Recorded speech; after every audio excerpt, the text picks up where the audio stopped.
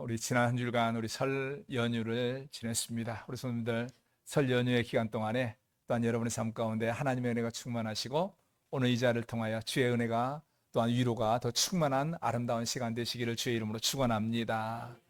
자, 우리 한번 인사하겠습니다. 모든 것이 주의 은혜였습니다. 우리 한번 고백하시기 바랍니다.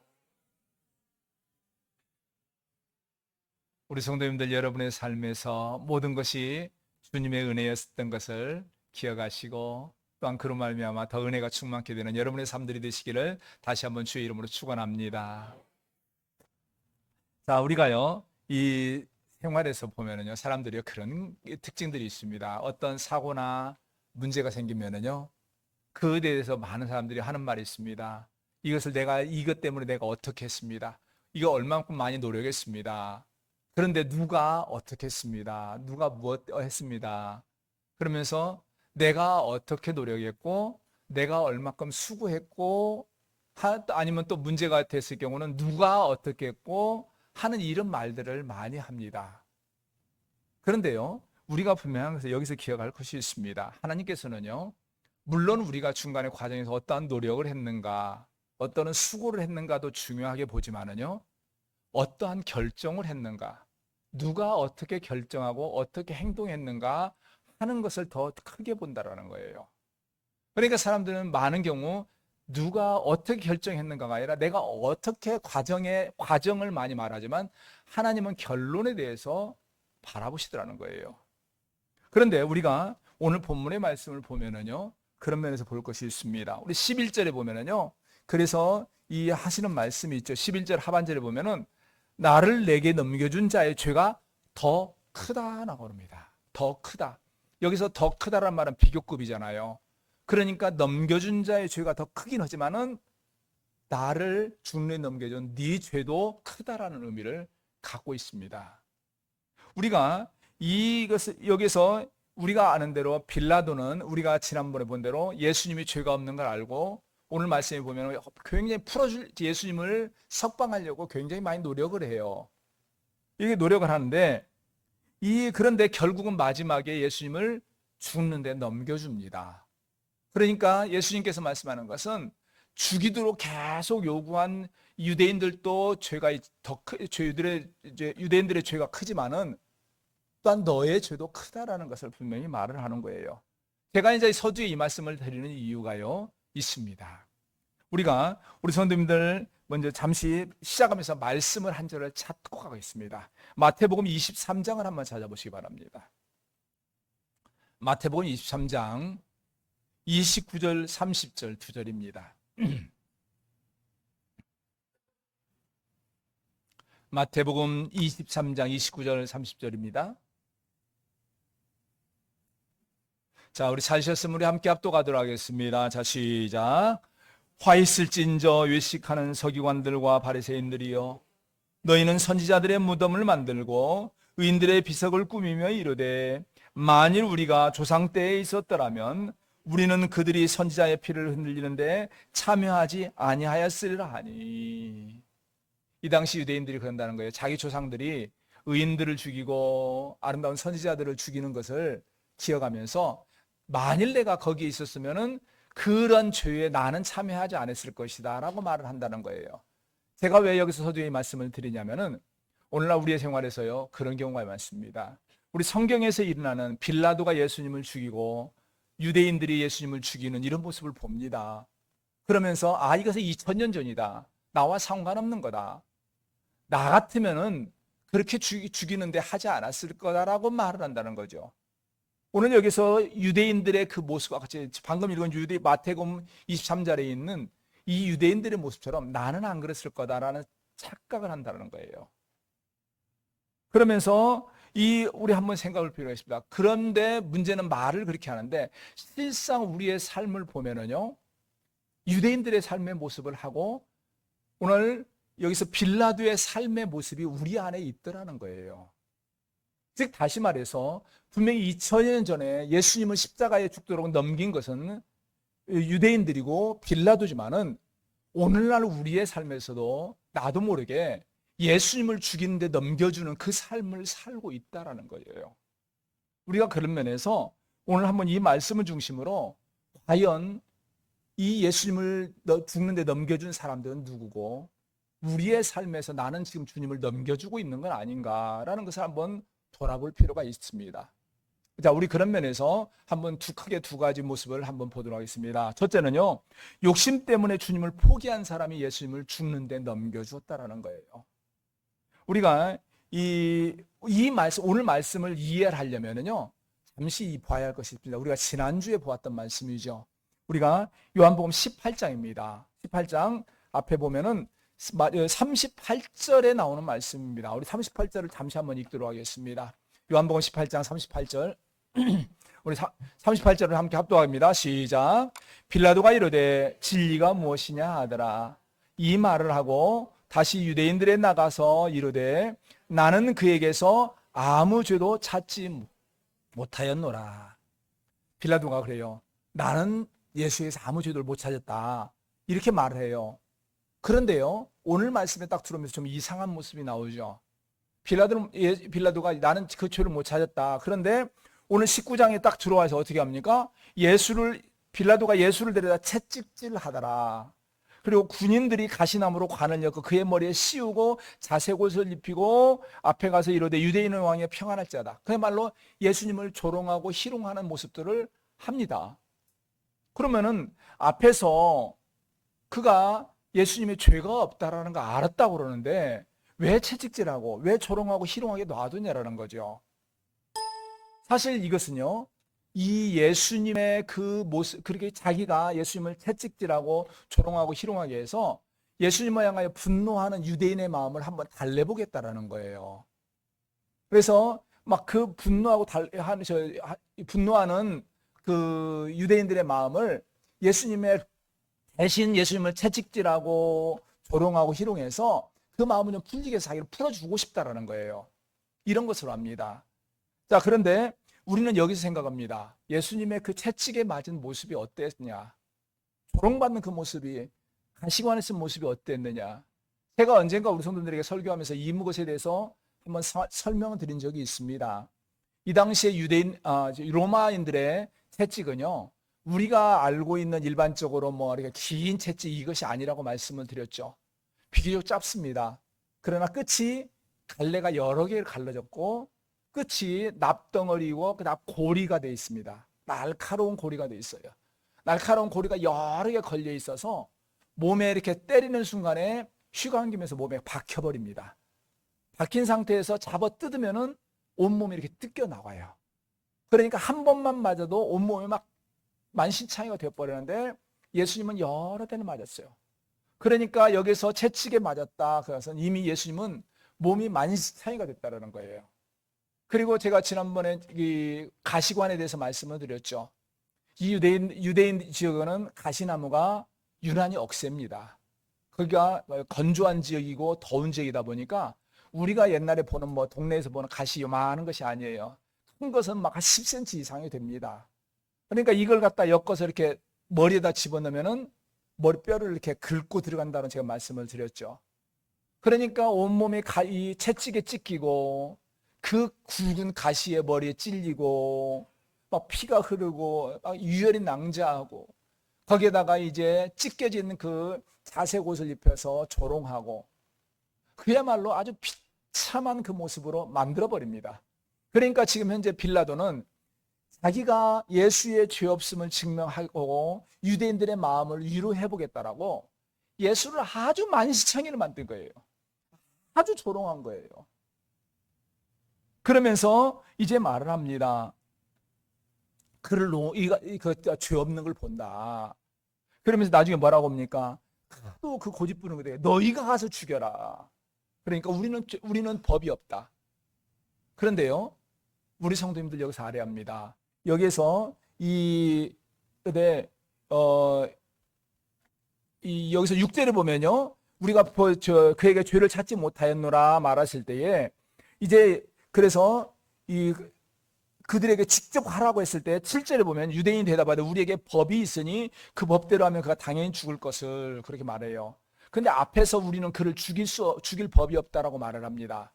근데 우리 성도님들이요, 이 당시의 법 중에 하나가요, 유대인들의 법이요, 자기들이 신성 모독을 하면은 우리가 어떻게 해줍니까? 그 당시에 돌로 쳐 죽였습니다.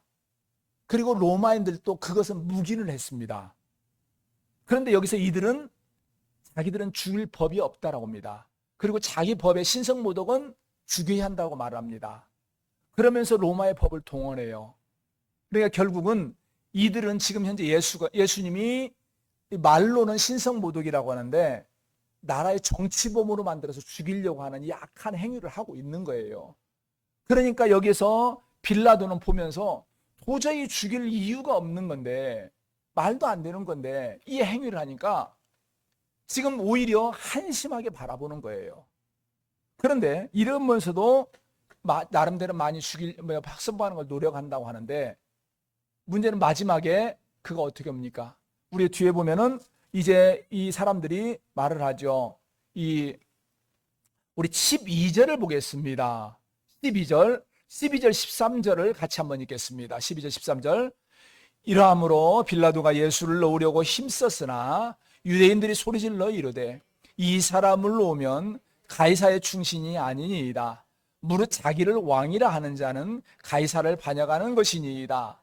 빌라도가 이 말을 듣고 예수를 끌고 나가서 돌을 깐뜰 히브리 말로 가바다에 있는 재판석에 앉아 있더라. 여기서요, 빌라도가 마음을 돌리는 사건이 나오죠. 뭐라고 합니까? 이 유대인들이 이 사람을 놓으면 당신은 가이사의 충신이 아닙니다. 사실 이 당시 역사적으로 보면 이 빌라도가 정치적인 위치가 상당히 많이 어려운 상태였답니다. 그리고 로마인들이 어떻게 했냐면은 다른 아까 말한 대로 자기들끼리 뭐 어떻게 종교적인 재판 이런 거 사람 하나 죽이고 이런 것은 묵인을 했어요. 그런데 엄하게 다른 곳이 있었어요. 반란이나 폭동에 대해서만큼은 굉장히 엄하게 다뤘고, 그러한 일이 일어난 정치인에 대해서는 굉장히 강력하게 처벌했어요. 그러니까 우리가 보는 대로 이제 마태복음 27장에 보면은 빌라도가 아무 성과 없이 도리어 밀란이 나려는 것을 보고라는 말을 하죠. 그러니까 자기가 이렇게 하는데도 사람들이 오히려 반란이 일어날 것 같고, 사람들은 일어나서 당신은 가이사의 충신이 아닙니다 말을 하니까 결국은 예수님을 죽이는데 넘겨줘 버립니다. 자, 우리가 여기서 봅니다. 그가 넘겨주게 된 이유가 나오죠. 즉 자기의 위치 때문에, 자기의 명예 때문에, 자기가 누리는 풍요 때문에 예수님을 포기를 하는 거예요. 우리가 이것을 보면서요, 제가 아까 서두에 그 말씀드렸죠. 이 당시 유대인들이 나 같으면은 그 과거에 그러한 일을 참여하지 않았을 거다라고 쉽게 말한다고 그랬어요. 그러면 우리는 생각합니다. 오늘 이 모습을, 빌라도의 이 모습을 보면서요, 만약에 여러분과 제가 그 시대에 있었고 빌라도의 위치에 있었다면 과연 빌라도가 결정한 이 결정을 하지 않을 자신이 있느냐라는 거예요. 만일 여러분이 빌라도의 입장이었다면 빌라도의 결정과는 다른 결정을 할 자신이 있느냐고 저는 여러분들에게 한번 묻고 싶습니다. 빌라도는 여기에서 자기가 누리는 그 권세, 그 지위, 그 명예, 그 풍요로움을 예수 때문에 잃어버릴 수 있다는 것 때문에 그는 예수를 포기합니다. 그러면은 여러분들이 지금 만약에 예수님을 위해서 예수님을 놓지 않으면은 여러분이 누리는 모든 걸 잃어버릴 수 있다는 상황이 있다면은 과연 그럼에도 예수님을 포기하지 않은 자신이 있냐라는 거예요. 우리가 생활에서 보면은요, 이렇게 당당하게 말할 수 있는 사람이 의외로 많지 않을 겁니다. 만약에 그렇게 함부로 말한다면 그 사람은 거짓말하는 거예요. 왜 그럴까요?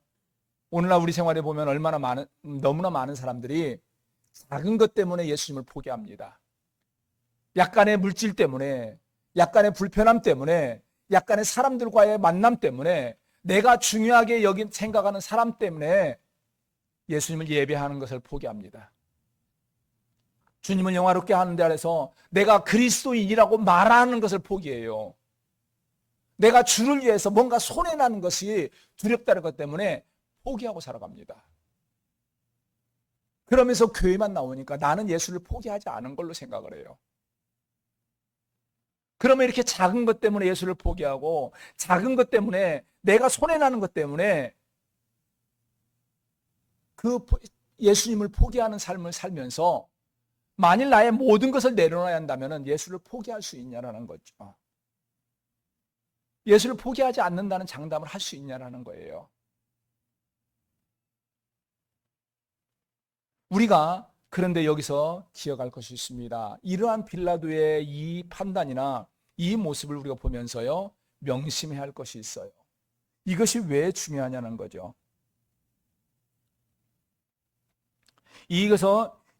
우리는 여기에서 다시 한번 볼 필요 있습니다. 그럴 때 빌라도가요, 이렇게 최선을 다했습니다. 예수님 풀어주려고 최선을 다했어요. 근데 못 풀어줬죠. 그런데 오늘날 우리는 사도신경에서 신앙을 고백을 어떻게 합니까? 빌라도에게 고난을 받으사 십자가에 못 박혀 죽으시고, 빌라도에게 죽었다고 그래요. 이 고백이요, 이 지구상에 있는 모든 그리스도인들이 예배 때마다 신앙의 고백으로 빌라도의 이름을 말을 합니다. 심지어는 천주교인들도 똑같이 이러한 고백을 합니다. 빌라도는 분명히 나름대로 노력을 했어요. 그런데도 모든 그리스도인들이 이렇게 고백을 하는 이유가 뭘까요? 이렇게 말하면 오늘날 우리 많은 사람들이 그런 말이잖아요. 나는 이만큼 노력했는데, 내가 얼마만큼 했는데, 실질적으로 많은 사람들이 그래요. 왜 그렇게 했냐? 그럼 나는 그렇게 노력했는데, 이렇게 한다고 했는데, 그게도 말을 그렇게 하면 기분 나쁘죠. 서운하죠. 물론 서운해요, 노력한 거. 그런데 빌라도는 분명히 노력했습니다. 그런데 예수님은 말합니다. 우리가 아까 말한 대로 우리가 10절을 다시 한번 봅니다. 오늘 예수님께서 우리 10절, 11절을 한번 같이 한번 보겠습니다. 10절, 11절 오늘 본문 자 같이 읽습니다. 시작. 빌라도가 이르되 내게 말하지 아니하느냐? 내가 너를 놓을 권한도 있고 십자가에 못 박을 권한도 있는 줄 알지 못하느냐? 예수께서 대답하시되 위에서 주지 아니하셨더라면 나를 해할 권한이 없었으리니 그러므로 나를 내게 넘겨준 자의 죄는 더 크다 하시니라. 빌라도가 예수님께 말하죠. 나는 당신을 죽일 권한도 있고 살릴 권한도 있다. 근데 너 당신은 왜 침묵하냐? 그랬을 때 예수님이 말합니다. 위에서 주지 아니하셨더라면 나를 해할 권한이 없으리니 그래요. 하나님께서 당신에게 권한을 주셨지 않다면 죽일 권한이 없다는 거죠. 그러니까 이 말을 다시 말하면은 하나님께서 당신에게 권한을 주셨기 때문에 해할 권한도 있고 놓을 권한도 있다라는 거예요. 다시 말해 더 나아가서 뭐냐면은 그 주신 그 권한을 당신이 어떻게 사용하는가에 대한 결과에 대한 책임은 당신에게 있다라는 의미가 내포된 말이에요. 제가 이 말씀을 드리는 이유가 있습니다. 아까 말씀드린 대로 많은 사람들이 그래요.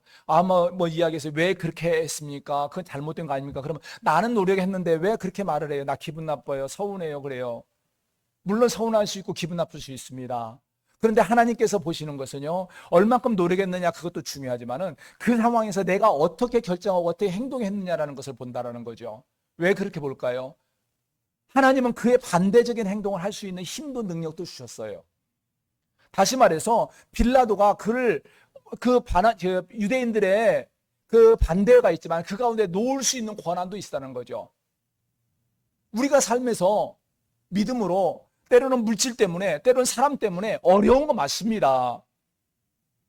그러나 그 가운데서 그럼에도 불구하고 내가 그를 포기하지 않냐고 하나님을 예배하는 자리를 내가 포기하지 않는 힘과 능도 하나님께서 주셨어요.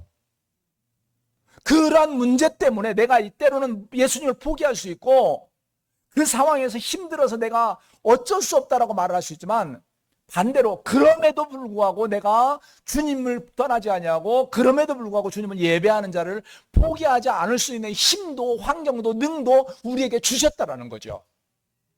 그렇다면은 거기에서 남겨진 것이 뭐냐? 내가 어떻게 결정한 것인가가 나에게 주어졌어요. 내가 거기서 하나님 왜 나에게 그렇게 하셨소가 아니라 이제는 하나님이 나에게 이러한 길도 주셨고 이러한 길도 주셨어요. 그러면 내가 지금 이제 어떠한 길을 선택할 것인가가 전적으로 우리에게 주어진 거죠. 그러면 우리가 스스로 판단을 해야 한다는 거죠. 내가 잘못된 길을 가고 내가 잘못된 길을 선택하고 나서 나중에 하나님 왜 그러셨어요? 나에게 힘 좀 주셨어야죠. 힘 주었어요. 그래서 하나님께서 우리에게 말씀을 주신 거예요. 오늘 여기에 보면은요, 이 빌라도에게 하는 겁니다. 이 유대인들이 이 했던 말이 있죠. 여기서 이 7절에 보면은 예수님에 대해서 그가 자기를 하나님의 아들이라 함이라라고 말을 해요. 그러자 8절에 빌라도가 이 말을 듣고 더욱 두려워하여 그래요. 사실 이 당시에요, 유대인 로마 사람들은요 다신론입니다. 그러니까 우리가 이 보면은 로마 신화라든가 보면은 그 나오는 게 있잖아요. 신이 사람이 된다라는 생각들이 많이 있었어요. 그러니까 빌라도도 유대인들이 예수님이 하나님의 아들이라고 말한다고 그러니까 진짜 신의 아들이 사람으로 됐나? 라는 생각을 하니까 두려움을 느낀 거예요. 그리고 하나님께서 여기에서 이러한 말들을 많이 합니다. 그런데 두려움을 느꼈는데 결국은 자기의 욕심 때문에 예수님을 포기를 하더라는 거죠. 우리가 이러한 모습들을 꼭 기억할 필요가 있습니다. 빌라도는 이미 그 마음에 두려움도 있었습니다. 예수님이 죄가 없으신 것도 알았습니다. 그렇다면 그가 어떻게 행동할 것인가? 그것에 대해서 자기는 알고 있었어요. 그런데 자기의 욕심 때문에, 명예에 대한 욕망 때문에 자기가 누리는 권리를 놓지 못하다 보니까 포기하지 못하다는 거죠. 우리가 믿음 생활할 때 이거 꼭 기억해야 합니다. 하나님께서는 여러분들에게 또한 여러분들이 때로는 삶 가운데 부딪히는 많은 고난을 허락하기도 합니다. 그러면서 동시에 하나님은 여러분에게 말씀을 통해서 주세요. 무엇이 옳은 길이고 무엇이 하나님의 뜻이고 어떻게 사는 것이 옳은가 하는 걸 분명히 말씀을 하세요. 거기에서 중요한 것은 내가 하나님의 말씀을 따라 살 것인가, 그 말씀대로 살겠다고 믿음의 결단을 하고 나아갈 것인가, 아니면 상황이 이러니까 어쩔 수 없어라고 생각하면서 그냥 흘러갈 것인가라는 것이 주어져 있다는 거예요. 분명한 것은 거기에서 내가 상황 때문에 어쩔 수 없다라고 하면은 그 순간은 그냥 넘어갈 수 있습니다. 그러나 그 이후에 오랜 기간 동안 우리는 빌라도로 인해서 예수님이 고난을 받아 죽으셨다라고 말을 합니다. 우리가 삶에서 때로는 잠시 흔들릴 수 있습니다.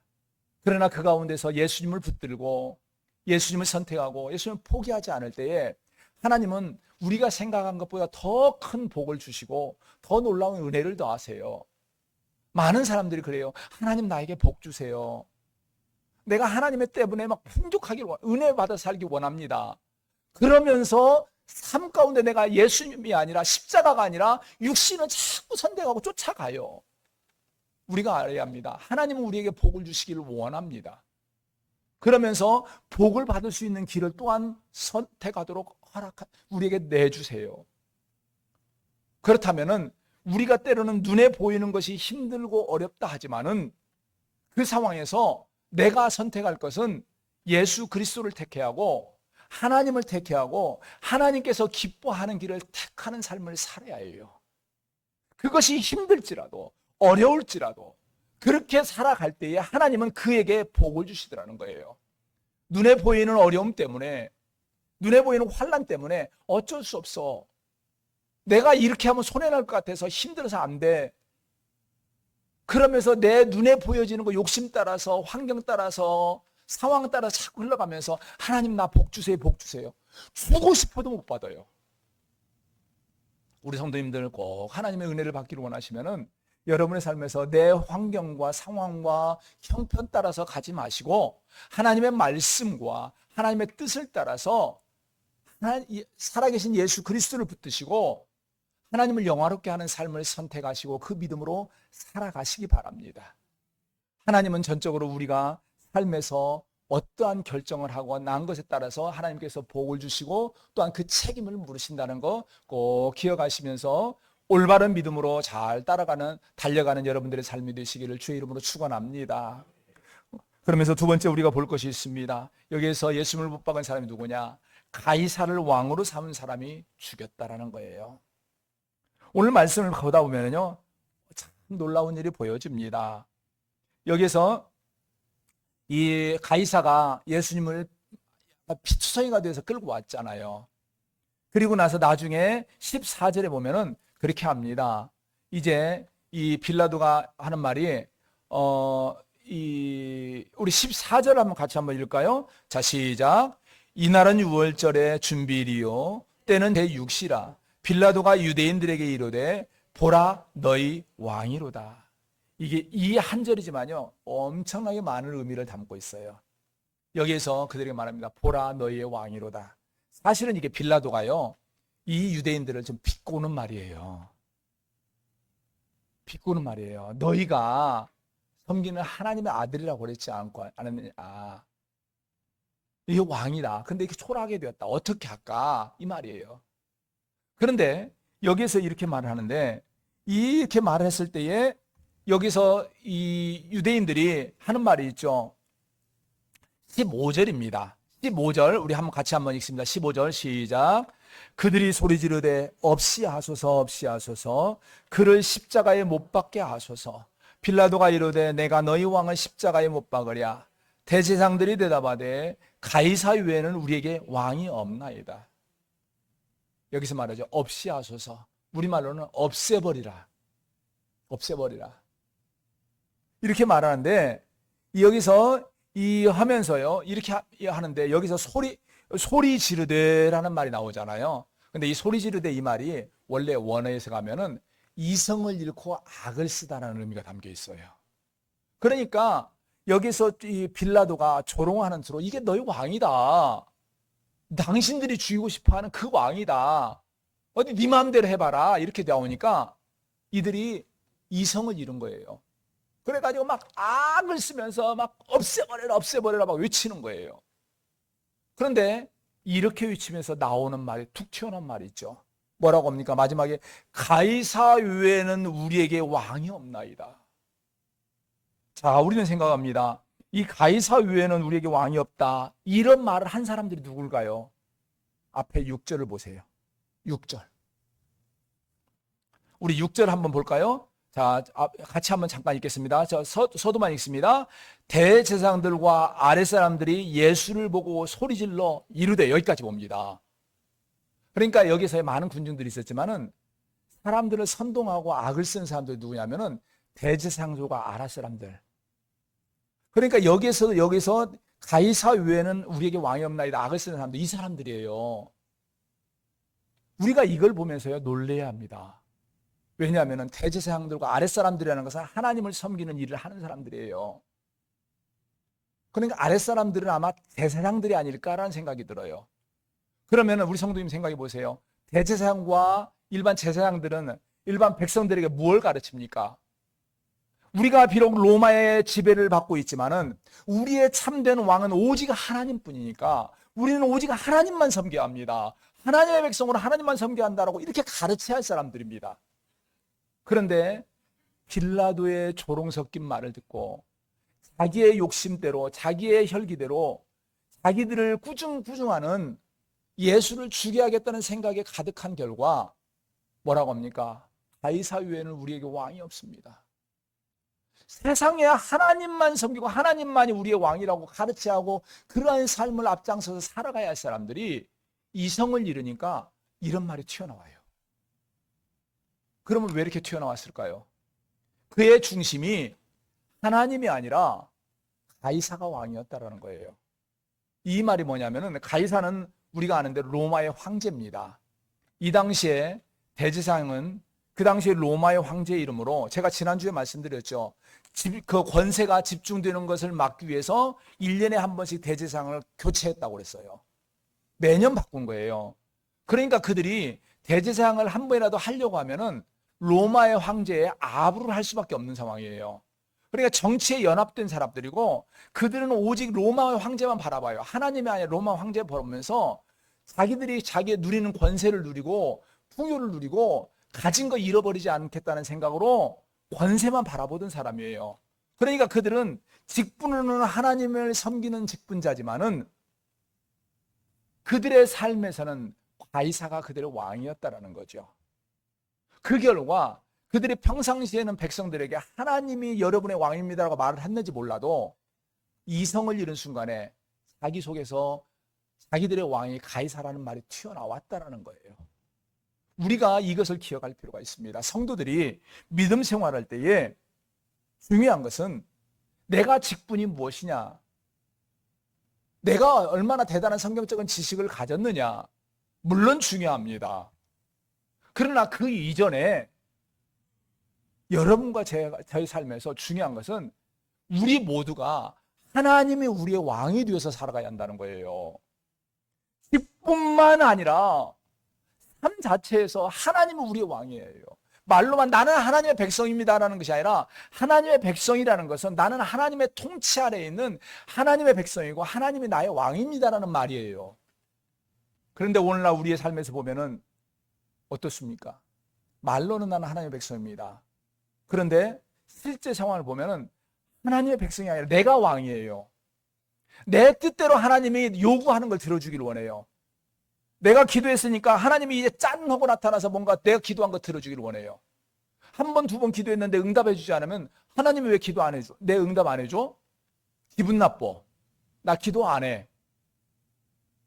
내가 왕이에요. 내 뜻대로 하나님 움직이길 원해요. 이러다 보니까 내 생각대로 내 속에는 좋은 대로 막 살아가요. 이러한 모습이 나오는 거 있죠. 우리가 오후에 보는 사사기의 모습들이에요. 이거예요. 오늘 이 유대인들의 대제사장과 그 사람들이 바로 그거예요.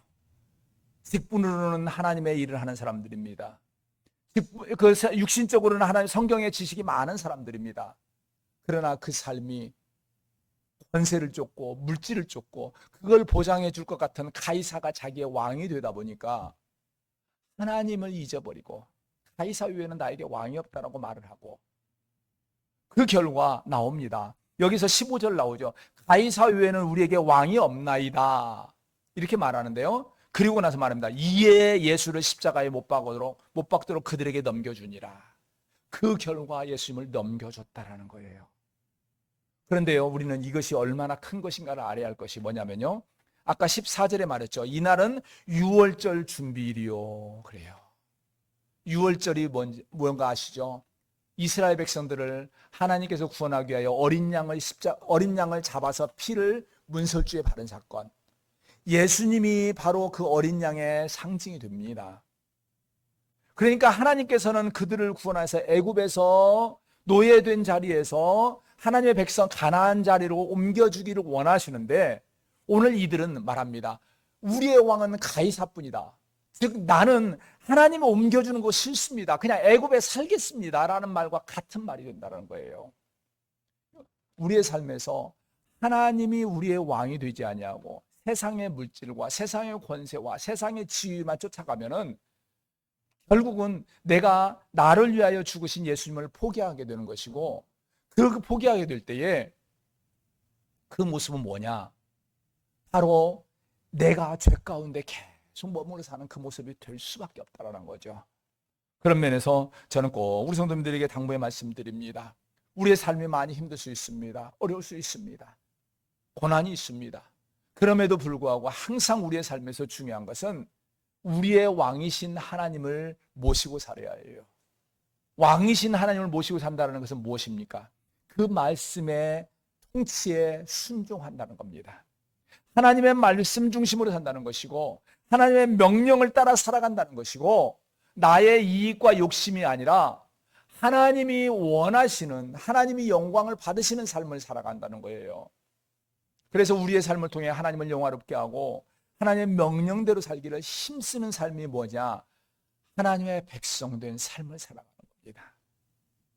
소망하는 것은요, 우리 성도님들 여러분의 삶에서 언제나 하나님의 말씀으로 하나님의 백성된 삶을 살아가시고 내 욕심 때문에, 내 세상의 것 때문에 그 세상의 것을 나의 왕으로 삼고 예수님을 포기하는 일이 없고, 또한 그로 말미암아서 하나님과 상관이 없는 존재가 되는 일이 없는 아름다운 여러분들이 되시기를 주의 이름으로 축원합니다. 같이 기도하겠습니다. 만군의 여호와 하나님 아버지, 귀하신 은혜를 지실로 감사합니다. 여자가 부족한 저희들을 사랑하여 주시고 우리 하나님의 자녀로 하나님의 백성으로 여기까지 달려올 수 있도록 복을 더하신 것 진실로 감사합니다. 하나님 아버지, 원하옵고 나오니 우리 성도들 모두의 삶이 진실로 하나님의 백성으로서 오직 하나님만을 붙들고 하나님 말씀에 순종하는 삶을 살아서 하나님이 주시는 놀라운 은혜를 누리는 데 부족함이 없는 귀한 성도의 삶을 잘 살아가게 하여 주시옵소서. 오늘도 우리 성도들 여러 가지 염려하며 근심하며 기도하는 가운데 이제 주의 은혜를 사모할지라도 이제 하나님께서 붙들어 주심으로 말미암아 더 놀라운 은혜가 임할 수 있게 하여 주시고 참으로 복된 삶을 살게 하여 주셨기를 바라옵고 예수 그리스도의 이름으로 기도합니다. 아멘. 찬송 321장 부르면서 하나님 앞에 예물을 드리겠습니다.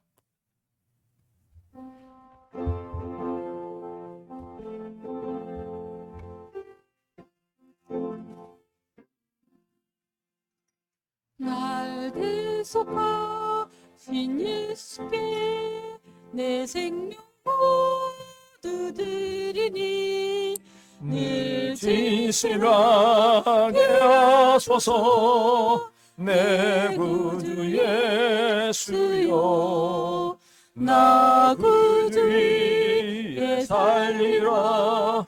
내 기쁨 한량 없으리.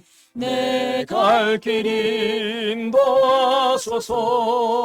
내 구주 예수여, 날 구원하신 예수를 일평생 의지하오니 날 용접하여 주소서. 내 구주 예수여, 나 구주 위에 살리라. 내 기쁨 한량 없으리. 내 갈 길 인도하소서. 내 구주 예수여, 주 십자가에 달리사 날 자유하게 했으리.